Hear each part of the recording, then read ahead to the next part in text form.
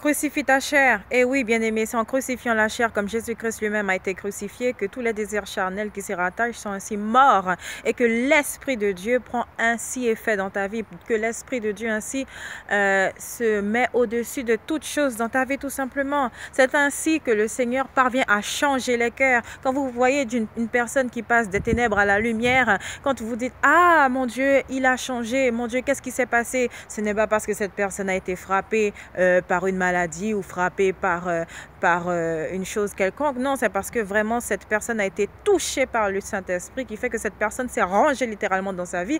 Elle a banni toute chose qui ne glorifiait pas Dieu. Elle a littéralement laissé sa vie de pécheur derrière elle. Parce que comme dit la parole de Dieu, bien-aimé, si justement nous sommes en Christ, nous devenons une nouvelle créature. Toutes choses anciennes sont passées, ce qui signifie, bien-aimé, que peu importe ce que vous auriez fait de par le passé, une fois que vous venez à Jésus-Christ, il ne tient plus compte de vos péchés, quoi que ce soit. Il n'y a rien qui puisse ne pas vous pardonner. Alors la parole de Dieu dit effectivement que ceux qui blasphèment contre le Saint-Esprit, le Seigneur ne pardonne pas.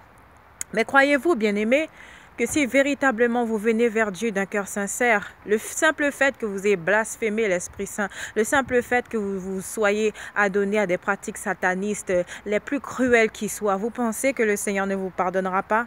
C'est un Dieu qui justement a tout laissé, a tout légué pour justement faire que nous-mêmes nous ayons la vie à travers lui tout simplement. Et encore une fois, bien-aimé, le Seigneur Jésus-Christ est mort sur la croix pour vos péchés, pour les miens, pour toute l'humanité. Et c'est pourquoi il s'est donné en rançon pour tous et que son amour surabonde, que sa grâce surabonde, que son Esprit Saint surabonde justement à mesure que les âmes viennent à lui. N'oubliez pas, bien-aimé, que nous avons un ennemi. Alors vous qui pensez peut-être que c'est votre voisin qui peut-être est dans son euphorie, si vous pensez par exemple que c'est celui qui vous a volé ou autre, dites-vous que l'ennemi véritable, bien-aimé, est invisible, que c'est cet ennemi invisible qui justement agit derrière ces personnes qui ne connaissent pas Jésus ou alors qui ne le connaissent pas comme ils le devraient tout simplement. Alors encore une fois, bien-aimé, pour avoir cet éveil spirituel, que vous croyez en Jésus-Christ ou pas, si ce n'est pas le cas, si vous ne croyez pas en Jésus-Christ, juste posez-vous cette question: Jésus, si vraiment tu es Dieu, si vraiment tu es venu pour moi, pour mes péchés, si vraiment tu peux pardonner toutes choses, alors révèle-toi à moi. Si véritablement tu es fils de Dieu, révèle-toi à moi. Si véritablement tu peux faire que telle chose se fasse, révèle-toi à moi. Montre-moi. Effectivement, le Seigneur, c'est vrai que ce n'est pas un Dieu que l'on peut défier, dans la mesure où il ne répond pas à la justice de l'homme, mais il répond selon sa propre justice. Donc si vous, bien-aimés, vous cherchez véritablement le royaume des cieux premièrement, comme il est écrit dans le livre de Matthieu chapitre 6 verset 33, et que vous lui montrez un intérêt véritable, alors lui-même, à sa manière, il se révélera tout simplement. Vous aurez soit une rencontre surnaturelle, comme ça a été le cas avec moi par exemple, où justement des choses se sont manifestées, et que voilà, même moi j'y croyais pas en fait. J'ai littéralement été émerveillée par ces choses devant mes yeux, où je me suis dit voilà, mais Seigneur, qu'est-ce que cela signifie, qu'est-ce que tu veux me dire? Et en fait vous vous sentez littéralement enveloppé, bercé par son amour en fait, que même si vous ne le voyez pas comme vous me voyez, mais vous savez, vous ressentez sa présence. Et c'est une chose inexplicable, une chose inestimable, bien-aimé. Et c'est pourquoi aujourd'hui, par cette délivrance qu'il m'a donnée, je prie également que vous ayez aussi, par la puissance de son Esprit Saint, cette délivrance qui justement brisera toutes vos chaînes. Si vous êtes dans l'affliction, si vous êtes au bord du suicide, si vous vous sentez incompris, seul, rejeté par la société ou de quelque manière que ce soit, bien-aimé, sachez que Jésus-Christ est celui qui peut tout. Sachez que Jésus-Christ lui-même est la plénitude, bien-aimé. Sachez que Jésus-Christ lui-même peut toutes choses. Si vous le laissez, ne serait-ce qu'avoir une petite entrée, si vous le laissez, si vous lui laissez une porte entrouverte, celle qui mène à votre cœur, bien-aimé. Alors encore une fois, je vous inviterai, bien-aimés, à rencontrer le Seigneur Jésus-Christ en cet instant, en ce jour, maintenant, là même, ici même, au moment même où je parle. Invoquez son nom, car comme il est écrit, si vous invoquez son nom, ainsi il viendra, il vous sauvera. Alléluia. Donc encore, bien-aimés, dites-vous bien qu'il n'y a rien qu'il ne puisse faire, parce que par lui, toutes choses ont été créées, et pour lui, toutes choses ont été créées.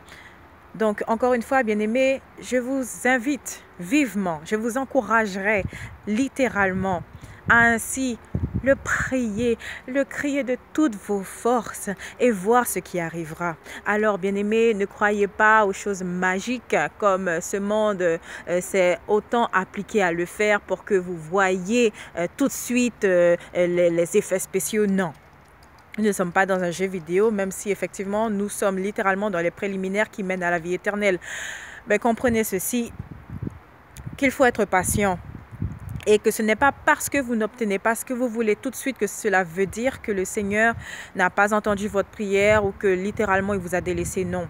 Il faut littéralement que vous appreniez à lui faire confiance. Il faut littéralement, comme un enfant qui littéralement est élevé par ses parents, que vous puissiez apprendre à lui soumettre toutes choses.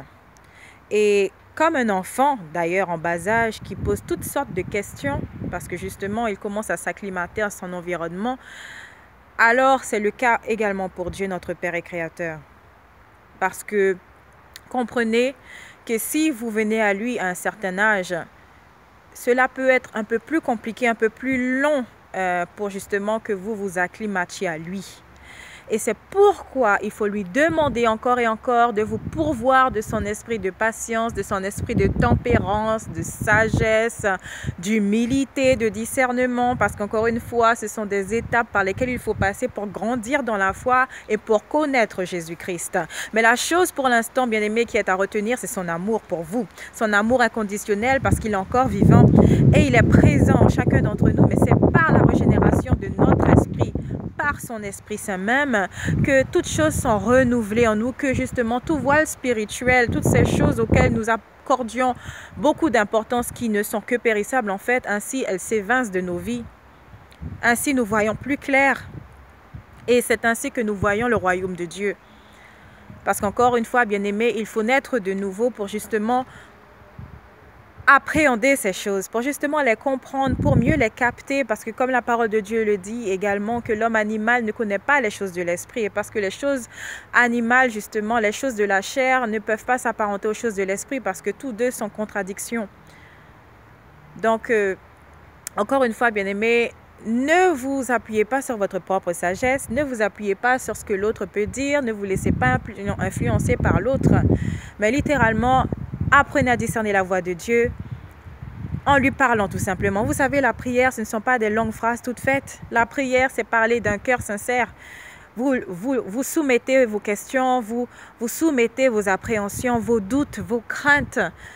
Et tout cela, bien aimé, le Seigneur il y est très sensible. Et le simple fait que vous puissiez ainsi lui accorder ce très peu de temps, cette attention, cette seconde, appelez cela comme vous le voudrez, alors le Seigneur est touché. Alors il va mouvoir toutes choses pour vous et faire que cette destinée à laquelle vous êtes appelé soit ainsi accomplie dans son intégralité et de la meilleure manière qui soit, tout simplement. Parce qu'encore une fois, lorsque vous faites cette rencontre véritable avec Jésus-Christ, alors tout votre monde est transformé pour le meilleur. Et vous avez cette assurance, vous avez cette confiance avec humilité de reconnaître que la vie est belle. La vie est belle et que véritablement c'est nous hommes qui l'accomplissons. Tout simplement parce que Dieu est sainteté, Dieu est pureté, Dieu est amour, il est spontanéité, il est tempérance, il est joie, il est... Voilà. Dans sa plénitude, dans toute sa magnificence. Donc je prie bien aimé en cet instant que le Seigneur, par son esprit de discernement, de sagesse, de connaissance, de vérité, de révélation, puisse vous parler en cet instant de façon puissante, afin que justement, bien aimé, vous puissiez de vous-même constater ce qu'il opère dans vos vies, afin de constater littéralement ce dont il est capable, afin de constater véritablement que son royaume réside en vous. Et que c'est à vous d'éplucher toute chose qui aurait ainsi tourné autour et l'aurait gangréné. Éplucher tout cela, bien-aimé, pour faire ressortir de vous ce que le Seigneur lui-même a semé avant même la fondation du monde, avant même que vous ne voyiez le jour. Alléluia. Donc restez bénis en Christ, bien-aimé, et à très bientôt.